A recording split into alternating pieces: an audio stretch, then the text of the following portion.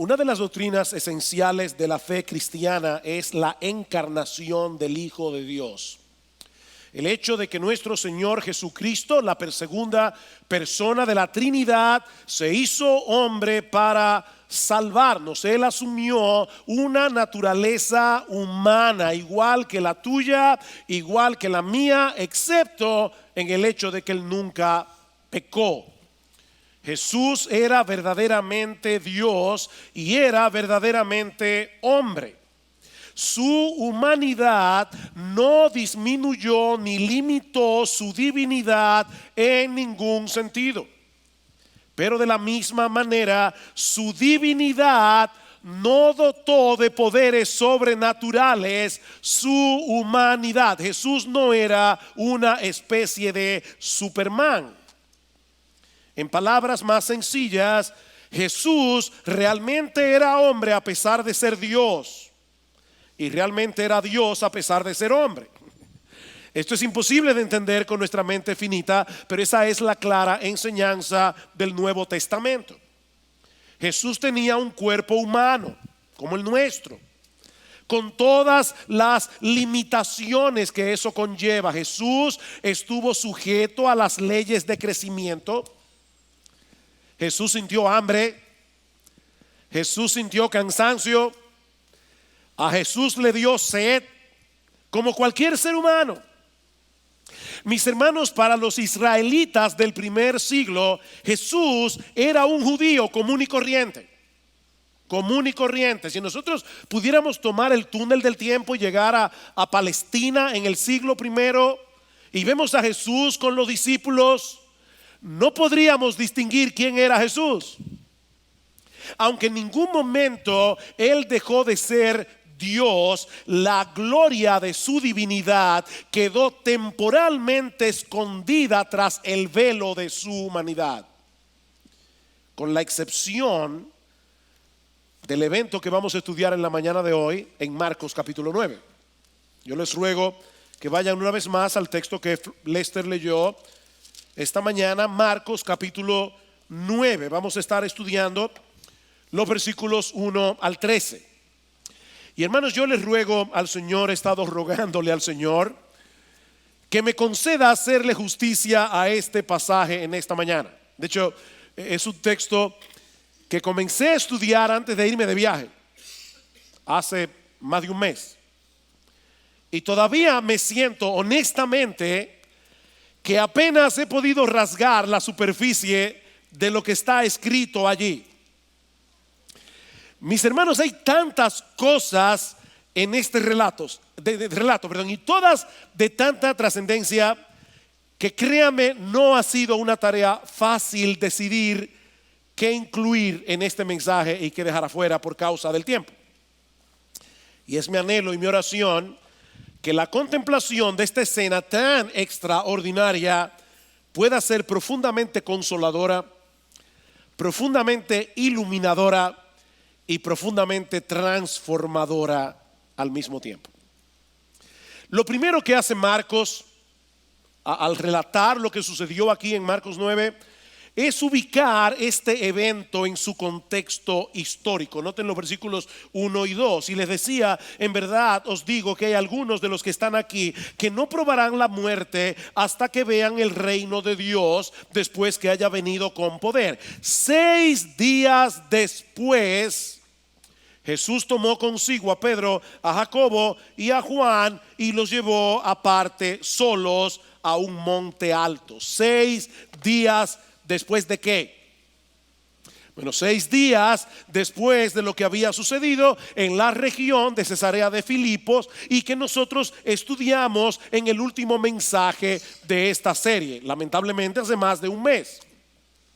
El Señor Jesucristo había preguntado a sus discípulos qué decían los hombres acerca de él. Marcos capítulo 8 versículo 28. Y les respondieron diciendo: unos dicen que tú eres Juan el Bautista, otros que tú eres Elías, pero otros uno de los profetas. Y él les preguntó de nuevo: pero vosotros, ¿quién decís que soy yo?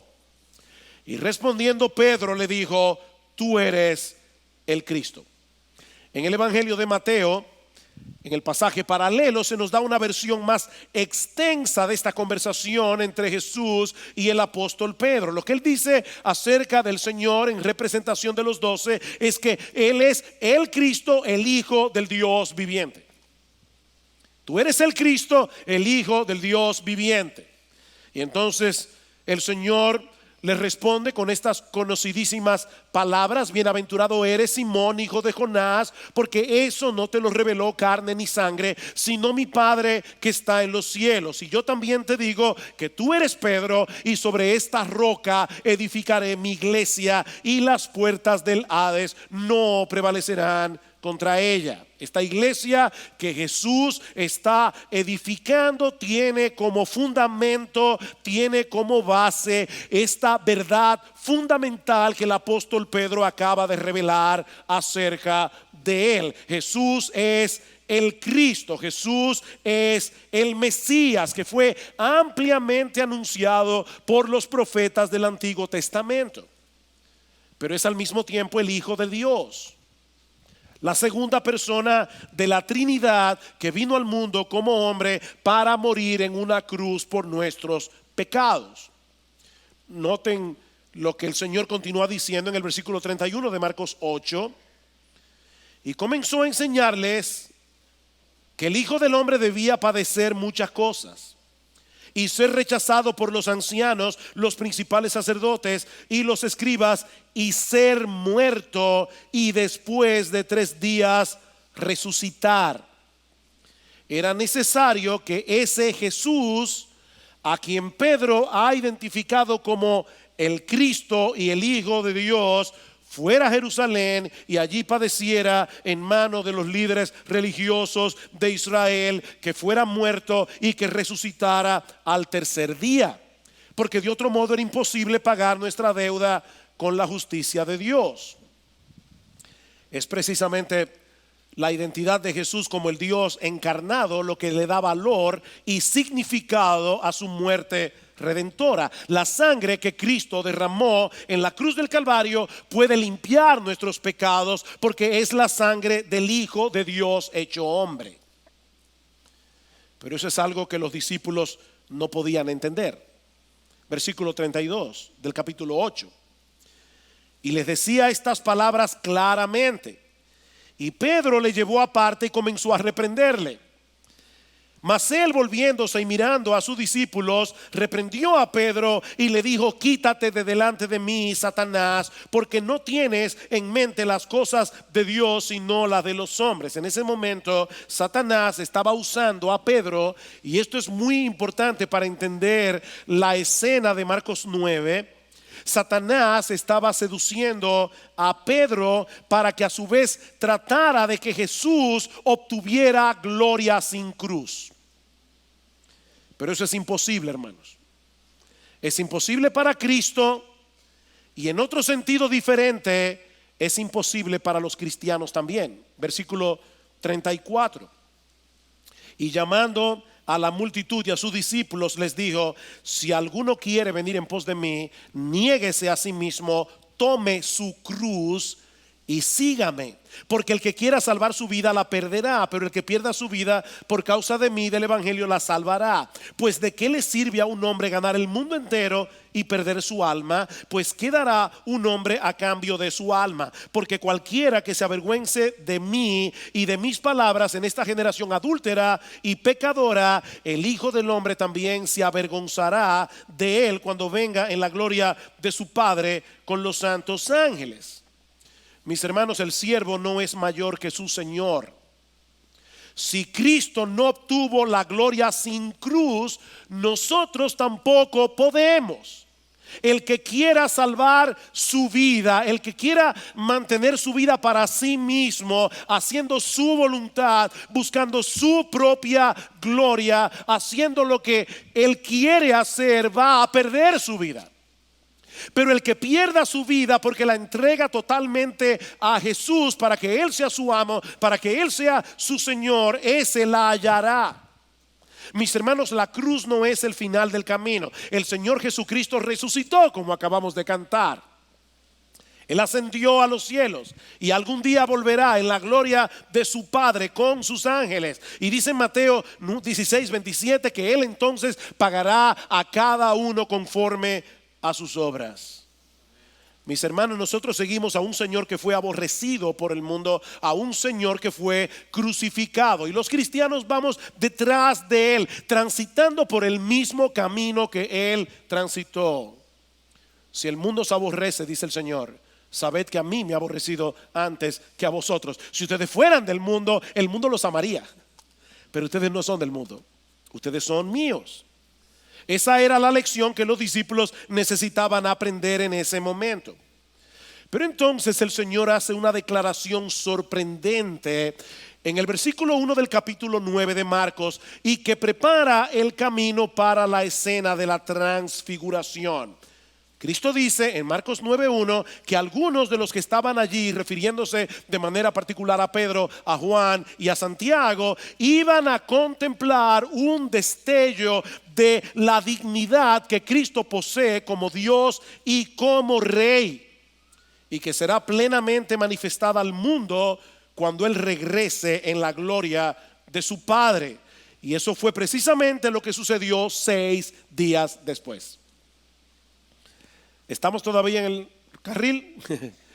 La conversación en Cesarea de Filipos, 6 días después, el Señor se transfiguró, dice Marcos capítulo 9 versículo 2, delante de Pedro, Juan y Santiago. La palabra transfiguración es una palabra griega que todos ustedes conocen, o la mayoría de ustedes conocen. Es la palabra griega metamorfosis.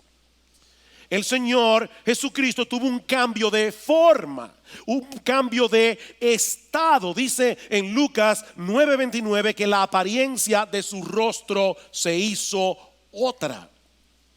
Mis hermanos, momentáneamente en el monte de la transfiguración, el Señor descorrió el velo de su humanidad para que Pedro, Juan y Santiago pudieran contemplar quién era Él realmente en toda su gloria. Y que al mismo tiempo estos 3 discípulos tuvieran un adelanto de la segunda venida. La transfiguración es un tráiler de la segunda venida.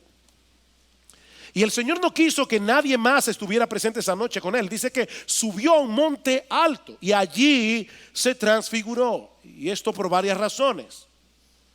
Por un lado, la ley de Moisés establece que todo asunto debía ser confirmado por boca de 2 o 3 testigos. Así que no era necesario que haya más personas allí. De manera que estos 3 discípulos eran suficientes. Por otra parte, estos hombres pertenecían al círculo más íntimo del Señor Jesucristo, y los 3 iban a jugar un papel de suprema importancia en los primeros años de la iglesia: el apóstol Pedro, el apóstol Santiago y el apóstol Juan, que escribió 5 de los 27 libros del Nuevo Testamento. Ahora, la razón principal probablemente por la que el Señor no quería que las multitudes se expusieran a ese despliegue de su gloria era para que no trataran de hacerlo rey antes de tiempo. Y sin haber entendido la verdadera naturaleza de su obra salvadora. Por eso prohíbe tajantemente a estos discípulos que contaran a otros lo que vieron esa noche hasta después de su resurrección. Noten el versículo 9 del capítulo 9. Cuando bajaban del monte, les ordenó que no contaran a nadie lo que habían visto hasta que el Hijo del Hombre resucitara de entre los muertos. Es en ese contexto que ocurre el evento de la transfiguración. Versículo 2, una vez más: 6 días después, Jesús tomó consigo a Pedro, a Jacobo y a Juan y los llevó aparte solos a un monte alto y se transfiguró delante de ellos, y sus vestiduras se volvieron resplandecientes, muy blancas, tal como ningún lavandero sobre la tierra las puede emblanquecer. Y se les apareció Elías junto con Moisés y estaban hablando con Jesús. Yo les decía, hermanos, hay muchas cosas aquí. Esta escena que Marcos está describiendo es muy parecida a lo que ocurre en Éxodo capítulo 24, Cuando Moisés sube al monte Sinaí para encontrarse con Dios. Moisés subió al monte con un grupo de testigos, lo mismo que Jesús. La nube de la gloria de Dios descendió sobre el monte, lo mismo que ocurrió en la transfiguración. Ellos escucharon la voz de Dios en ambos eventos. Y más adelante en Éxodo capítulo 34 versículo 29 dice que la piel de Moisés resplandecía por haber estado en la presencia de Dios. Así que estos dos incidentes fueron muy similares, pero con una gran diferencia. Moisés reflejaba la gloria de Dios, así como la luna refleja la luz del sol. Pero en el monte de la transfiguración, Cristo mostró su propia gloria. Por un instante Jesús permitió que su carne humana no pudiera ocultar por completo el brillo de su gloria divina. Mis hermanos, lo que ocurrió aquí no fue que vino una luz del cielo y se posó sobre Jesús. Lo que ocurrió aquí fue que una luz potente emanó de su cuerpo.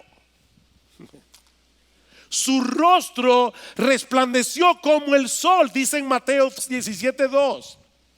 Su rostro resplandeció como el sol y sus vestiduras adquirieron un brillo sobrenatural. Dice en Hebreos capítulo 1 versículo 3 que Cristo es el resplandor de la gloria del Padre. Él es la imagen misma de su sustancia. Y eso fue precisamente lo que vieron los discípulos en el monte esa noche. Más adelante, años más tarde, el apóstol Pedro iba a escribir en su segunda carta, y lo vamos a ver en un momento, que ellos vieron con sus propios ojos su majestad. Ellos vieron con sus propios ojos su majestad. Y Juan el apóstol escribió en su evangelio: el verbo se hizo carne y habitó entre nosotros y vimos su gloria.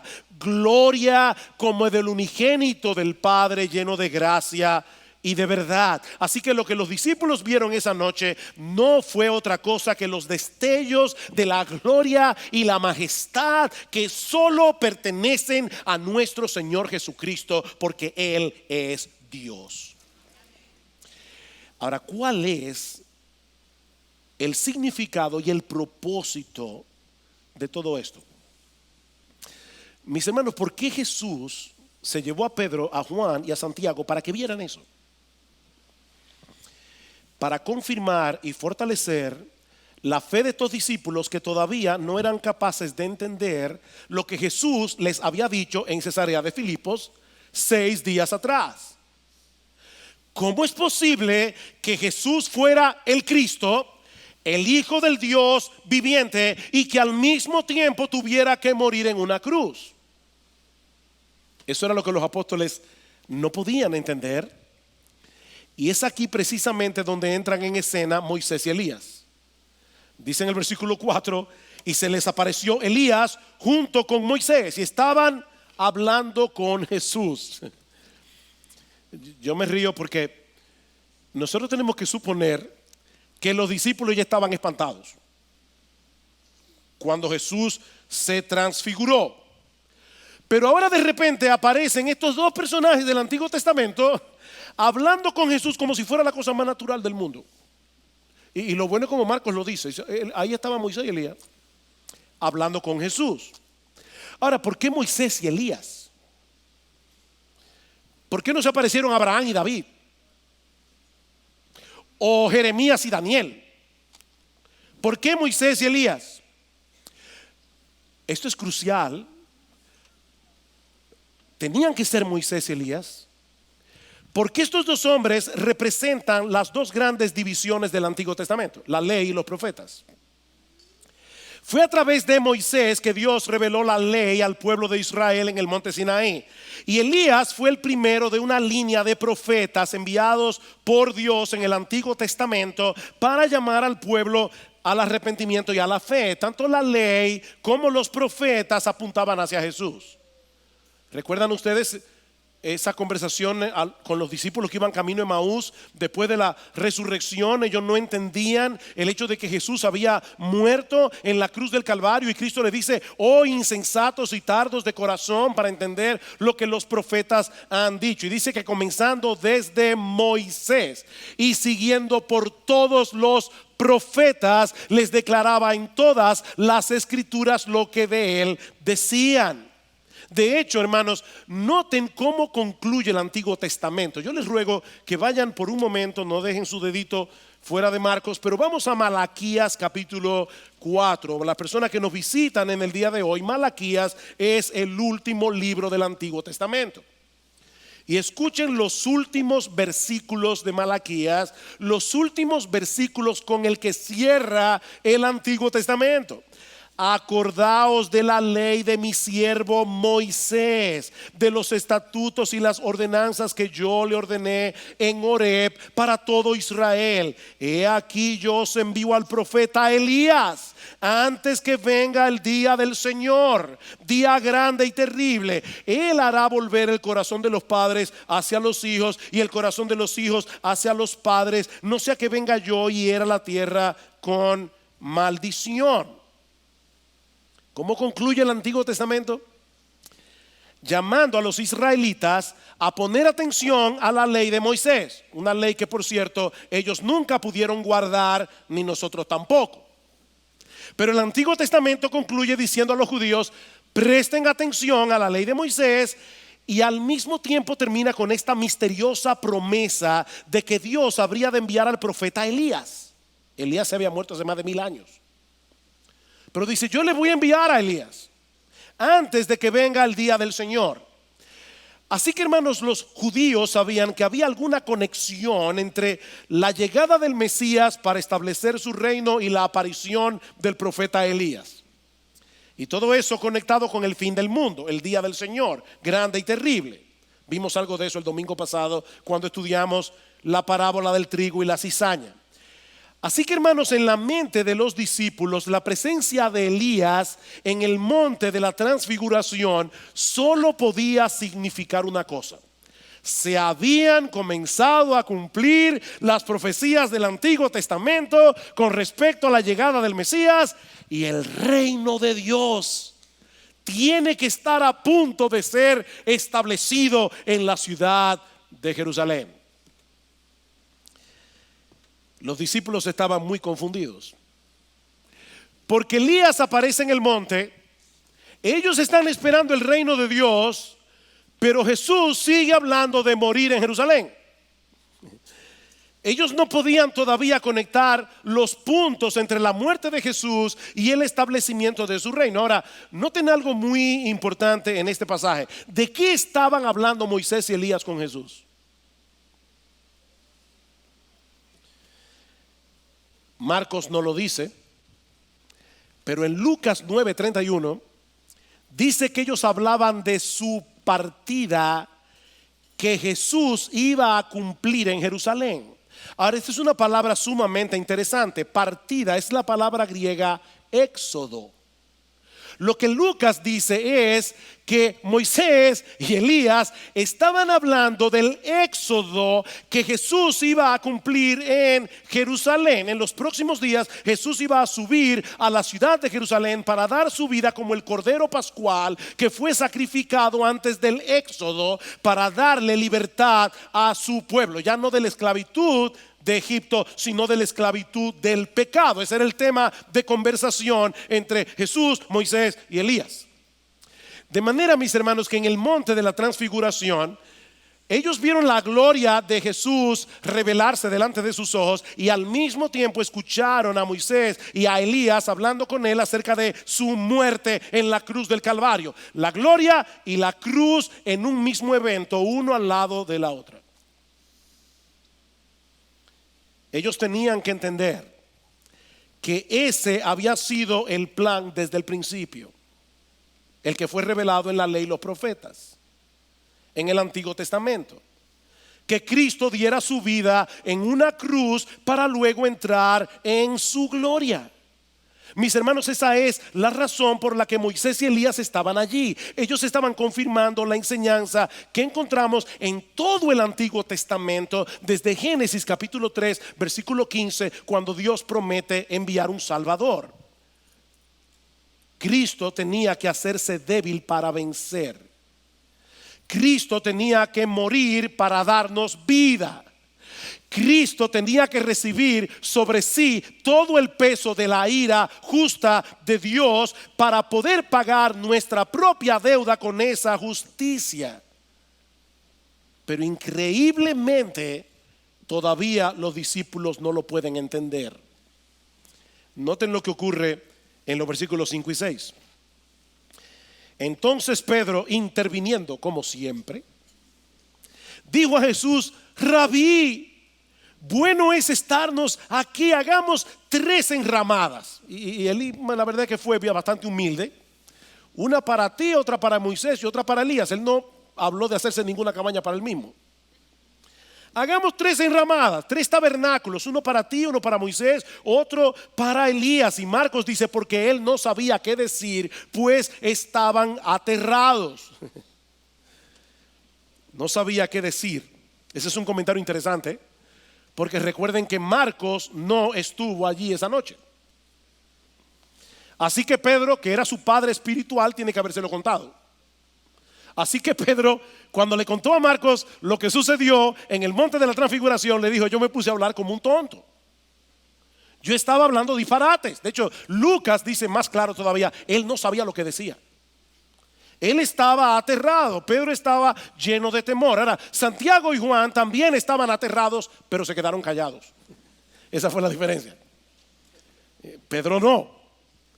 Y el comentario de Pedro es muy revelador. Hagamos 3 enramadas y quedémonos aquí. Aparentemente Pedro quería congelar ese momento de gloria. ¿Para qué bajar de la montaña si podemos celebrar aquí la llegada del reino junto a Moisés y a Elías? Mis hermanos, Pedro tenía el mismo problema que todos nosotros tenemos. Nosotros queremos los beneficios del evangelio, evadiendo al mismo tiempo el camino de la cruz. Nosotros queremos gloria sin cruz. Pero eso no solo es absolutamente imposible, eso es distorsionar por completo lo que el evangelio realmente ofrece. Mis hermanos, déjenme hacerles una pregunta: ¿cuál es el mayor beneficio que Dios nos ofrece en el evangelio? Algunos deben estar pensando: bueno, el perdón de nuestros pecados, y en parte tienen razón, pero el perdón de nuestros pecados no es un fin en sí mismo. El perdón de los pecados es el medio a través del cual nosotros podemos obtener de parte de Dios algo que es infinitamente mayor. ¿Saben lo que es? A Cristo mismo. Lo que el evangelio ofrece es tener comunión con Dios a través de la persona de Jesús. El gran beneficio del evangelio es Cristo mismo. No importa si estamos en el monte de la transfiguración o en el valle de la aflicción.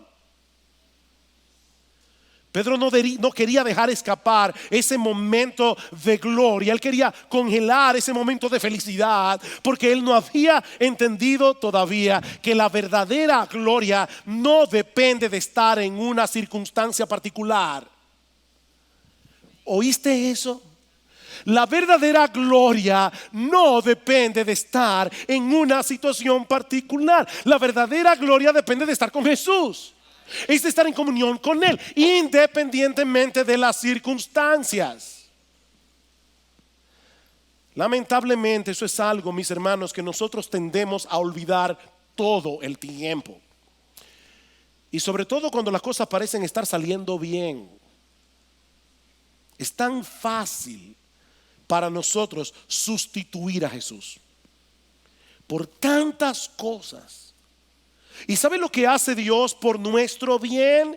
Que muchas veces tiene que colocarnos en circunstancias difíciles.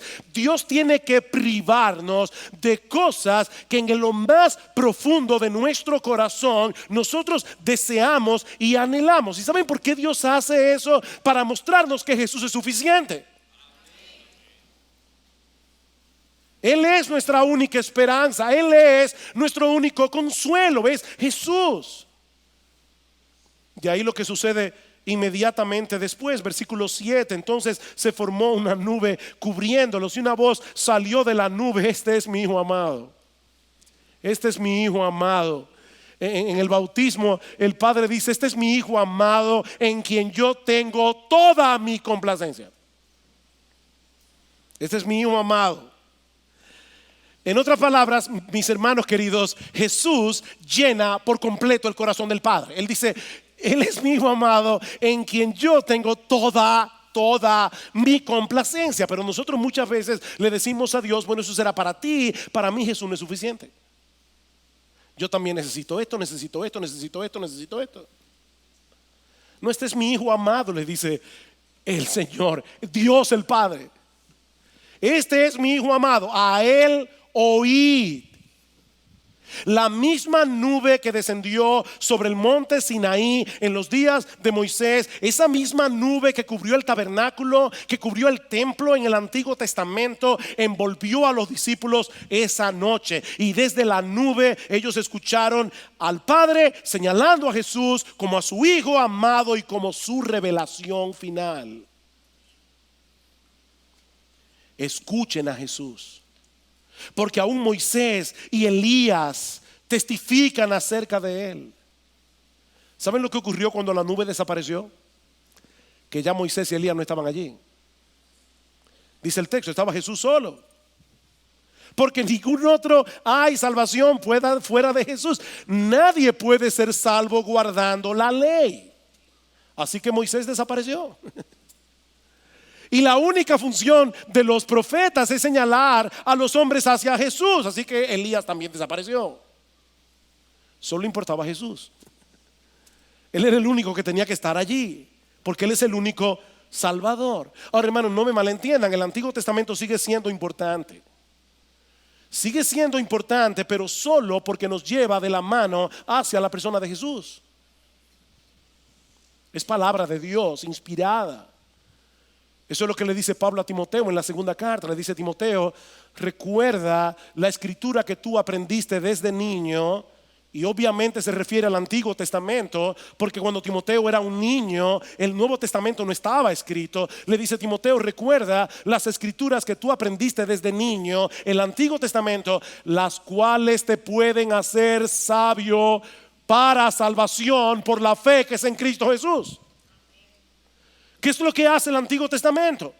Llevarnos a Jesús. Ahora, increíblemente, los discípulos todavía no lo entienden. Versículo 9. Cuando bajaban del monte, les ordenó que no contaran a nadie lo que habían visto hasta que el Hijo del Hombre resucitara de entre los muertos. Y se guardaron para sí lo dicho, discutiendo entre sí qué significaría eso de resucitar de entre los muertos. Hermanos, ¿por qué los discípulos estaban confundidos acerca de la resurrección? En el Antiguo Testamento había resurrección y ellos habían visto a Cristo resucitar muertos.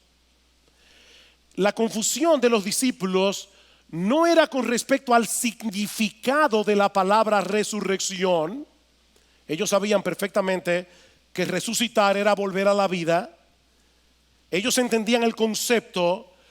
Lo que ellos no podían entender era lo de la resurrección de Jesús. Porque antes de resucitar, ¿qué hay que hacer? Morirse primero. Obviamente. Tú no puedes resucitar si no te mueres primero. ¿Ven cuál es el punto? Todavía a los discípulos les resulta difícil aceptar que Jesús sea el Cristo, el Hijo del Dios viviente, y que tenga que morir en una cruz. Versículo 11. Y le preguntaron diciendo: ¿por qué dicen los escribas que Elías debe venir primero? Parece que Pedro ya había aprendido la lección. En vez de decirle a Jesús y reprenderlo como en el capítulo anterior, tú no puedes morir, él va por otro lado. ¿Cómo es eso de que Elías debe venir primero? ¿Cuál es el punto de esta pregunta?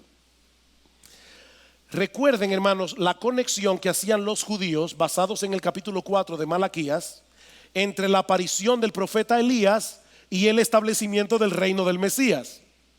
¿A quién acaban de ver los discípulos en el monte? Al profeta Elías.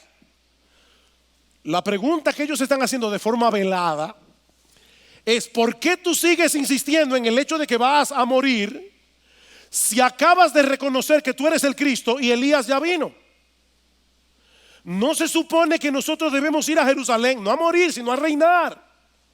¿Por qué sigues insistiendo en tu muerte en la cruz? De nuevo la misma confusión.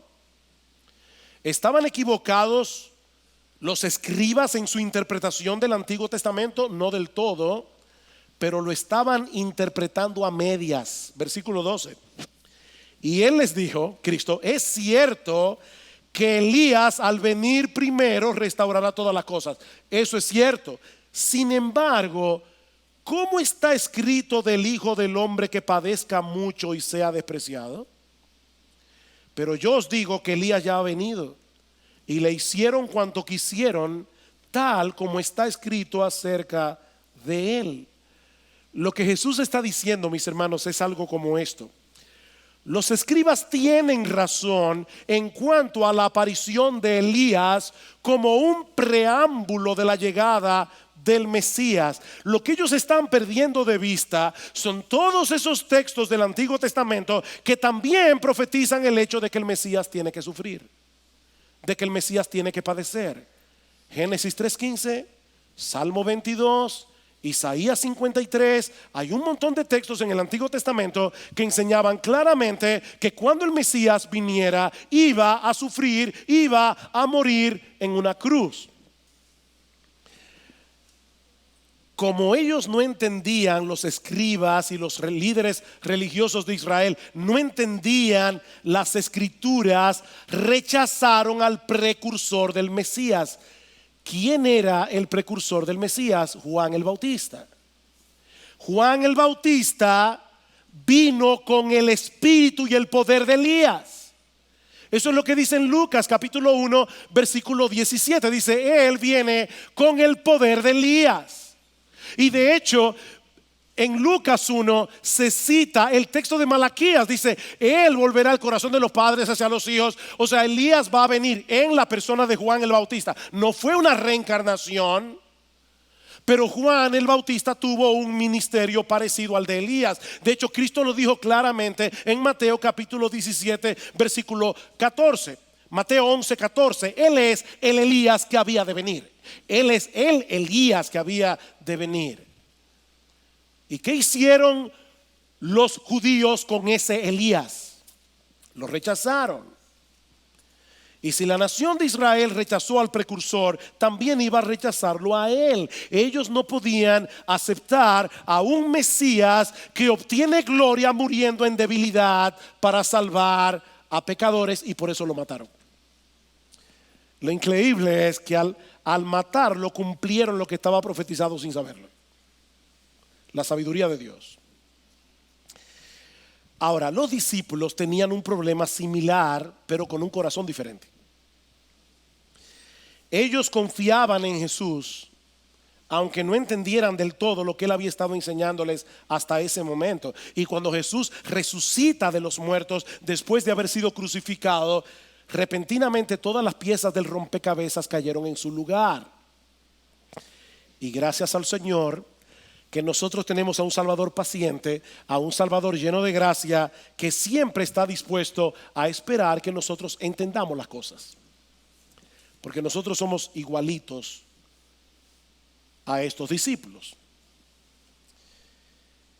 Escuchen, hermanos, lo que Pedro escribió en su segunda carta, haciendo referencia a lo que sucedió esa noche en el monte de la transfiguración. Segunda de Pedro capítulo 1.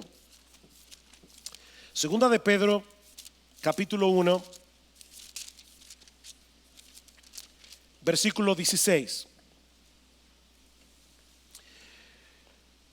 Dice Pedro: porque cuando os dimos a conocer el poder y la venida de nuestro Señor Jesucristo, no seguimos fábulas ingeniosamente inventadas, sino que fuimos testigos oculares de su majestad.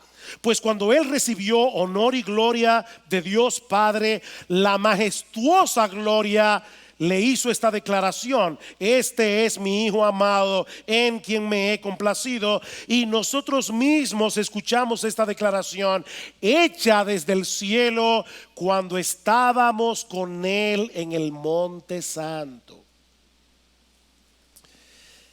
Pedro está fortaleciendo aquí la fe de sus lectores de una manera muy similar a la forma como Jesús fortaleció la fe de ellos, dándoles un vistazo de lo que va a ocurrir al final de la historia. Nuestro Señor Jesucristo volverá, mis hermanos. Nuestro Señor Jesucristo viene a establecer su reino, y nosotros reinaremos junto con él por los siglos de los siglos. Esto no es un mito, esto no es una fábula, dice Pedro, porque nosotros fuimos testigos oculares de su majestad. Eso fue lo que ellos vieron en el momento de la transfiguración, un adelanto de la segunda venida. Eso es lo que dice Marcos en el versículo 1 del capítulo 9. En verdad os digo que hay algunos de los que están aquí que no probarán la muerte hasta que vean el reino de Dios después que haya venido con poder. Algunos de ustedes verán los trailers del reino, el adelanto del reino, el preview del reino. Es lo que Jesús está diciendo aquí. Eso fue lo que vieron y oyeron Pedro, Juan y Santiago en el monte. Ellos no solamente fueron testigos oculares de la segunda venida, ellos fueron testigos auditivos, porque ellos escucharon claramente la voz de Dios, atribuyéndole a Jesús honor y gloria, dice Pedro en el versículo 17. Y eso debía ser suficiente para que ellos pudieran enfrentar las pruebas que les iban a venir. Todos los apóstoles, excepto Juan, murieron martirizados. Bueno, pastor, es que yo nunca he tenido una experiencia como esa. Y es por eso que mi fe se tambalea en ocasiones. No, mis hermanos. Escuchen lo que Pedro sigue diciendo a partir del versículo 19. Y así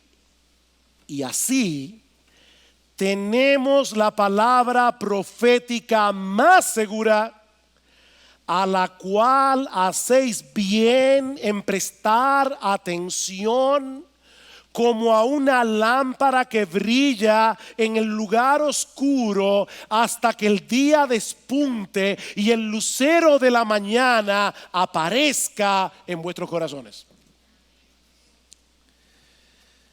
Wow, yo quisiera predicar solo un sermón de esa parte, pero no puedo, y ya estamos terminando. Lo que Pedro nos está diciendo aquí, oigan esto, hermanos, con mucha atención. Lo que Pedro nos está diciendo aquí es que el evento de la transfiguración apunta hacia el futuro para poner un sello de aprobación sobre lo que se reveló en el pasado y así fortalecer en el presente nuestra fe. Déjenme explicar a qué me refiero. La palabra profética del Antiguo Testamento es segura porque es una revelación de Dios. Noten lo que dice el versículo 20: pero ante todo sabed que ninguna profecía de la Escritura es asunto de interpretación personal. Eso no quiere decir que tú y yo no debemos interpretar la Biblia. Lo que él está diciendo es: ninguna profecía de la Escritura vino como una decisión personal del profeta que la escribió. O sea, no fue que de repente Isaías se sentó bajo una montaña y se puso a escribir Isaías 53. Eso se lo reveló Dios. La palabra interpretación es una palabra griega que también significa decisión. Ninguna profecía de la Escritura fue escrita por decisión personal del profeta, pues ninguna profecía fue dada jamás por un acto de voluntad humana, sino que hombres inspirados por el Espíritu Santo hablaron de parte de Dios. Así que el Antiguo Testamento es seguro. Sin embargo, el evento de la transfiguración confirma todavía más las escrituras del Antiguo Testamento en una forma más espectacular, más sorprendente, porque ellos vieron un adelanto de la gloria del Mesías de la que hablaron los profetas del Antiguo Testamento. La ley y los profetas, representados en Moisés y Elías, fueron en cierto modo vindicados por la transfiguración de Jesús. Lo que el Señor está diciendo en Marcos 9:1 es: voy a darles un adelanto de lo que ellos profetizaron para que ustedes puedan descansar confiados en las promesas de Dios, aun cuando tengan que atravesar momentos de aflicción. Queridos hermanos, es la contemplación de la gloria de Cristo en las Escrituras lo único que puede fortalecer la fe en medio de la prueba, y es lo único que puede ayudarte en tu lucha contra el pecado. Tú no vas a poder enfrentar los problemas de la vida a menos que tengas tus ojos colocados en la gloria de Jesús. No vas a poder. Tú no vas a poder luchar contra las seducciones del mundo. Tú no vas a poder luchar con las ofertas que el mundo te hace a menos que tú las compares con la hermosura de Jesús, a menos que tú pongas delante de las ofertas del mundo la gloria de Jesús. No vas a poder.